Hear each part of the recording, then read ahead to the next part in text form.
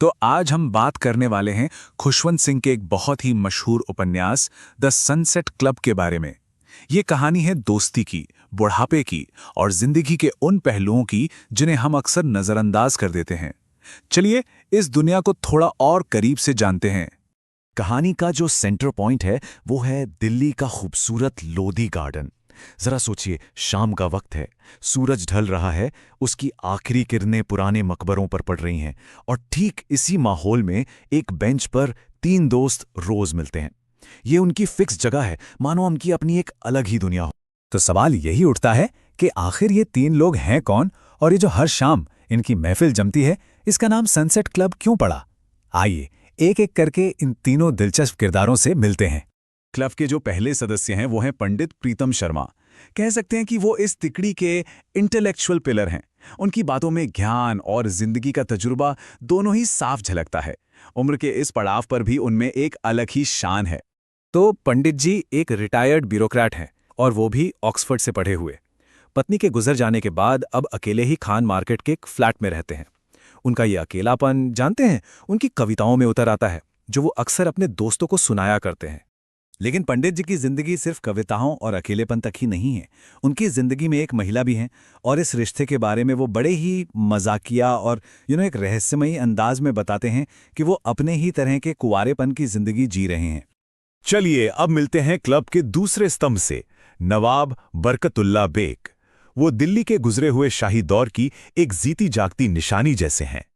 नवाब साहब एक पुराने रईस मुस्लिम खानदान से ताल्लुक़ रखते हैं और निज़ामुद्दीन के पास अपनी पुश्तैनी हवेली में रहते हैं।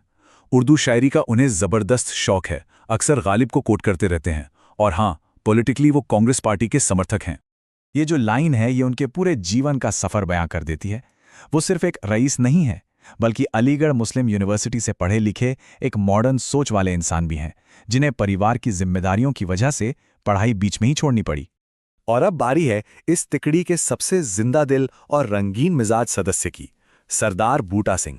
86 साल की उम्र में भी बूटा सिंह साहब एकदम हट्टे कट्टे हैं। पत्नी अब नहीं रही तो अपनी बेटी के साथ रहते हैं। उन्होंने अपनी जिंदगी का एक बड़ा हिस्सा लंदन और पेरिस में गुजारा है और बस यही वजह है कि उनके पिटारे में सुनाने के लिए हमेशा कोई ना कोई चटपटी कहानी जरूर होती है। खुशवंत सिंह का ये जो लिखने का अंदाज है ना, वो बूटा सिंह के किरदार को एकदम आंखों के सामने खड़ा कर देता है। एक दमदार पर्सनालिटी, जिनकी जिंदगी की किताब एक्सपीरियंस से भरी पड़ी है और जो हर पल को खुलकर जीना जानते हैं। तो यही है सनसेट क्लब। ये कोई फॉर्मल क्लब व्लब नहीं है, बल्कि इन तीन दोस्तों का रोज का एक अड्डा है। एक ऐसी जगह जहां वो अपनी जिंदगी के ढलते सूरज को एक साथ देखते हैं, दिल की बातें करते हैं और एक दूसरे का सहारा बनते हैं। और उस एक बेंच पर क्या कुछ नहीं होता। वो सिर्फ वहां बैठकर टाइम पास नहीं करते, बल्कि जिंदगी के हर एक पहलू पर खुलकर बहस करते हैं। उनकी बातों के टॉपिक भी बिल्कुल उन्हीं की तरह हैं, बड़े रंगीन। एक पल में वो रिपब्लिक डे परेड और देश की पॉलिटिक्स पर एकदम सीरियस बहस कर रहे होते हैं, तो अगले ही पल अपनी बीमारियों और पेट की गैस जैसी छोटी मोटी शिकायतों पर ठहाके लगा रहे होते हैं। उनकी उस महफिल में पुराने सपने हैं, भूली बिसरी यादें हैं और यही जो ईमानदारी है ना, यही उनकी दोस्ती की जान है। लेकिन सूरज ढलने के बाद क्या होता है? जब ये तीनों दोस्त उस बेंच से उठकर अपने अपने घरों को लौट जाते हैं, तब कहानी का एक बिल्कुल दूसरा पहलू सामने आता है। लोधी गार्डन के उस बेंच पर वो तीन अलग अलग इंसान नहीं होते, वो एक यूनिट की तरह होते हैं। एक दूसरे की बातों से, हंसी मजाक से वो एक दूसरे को पूरा करते हैं।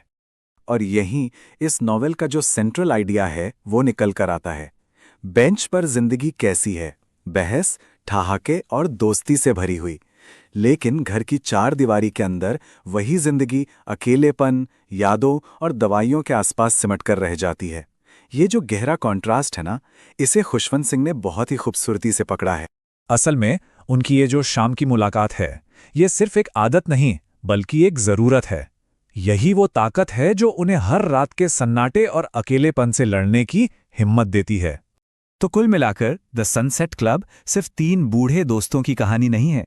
ये इस बात का सेलिब्रेशन है कि जिंदगी की शाम में भी ठहाके गूंज सकते हैं।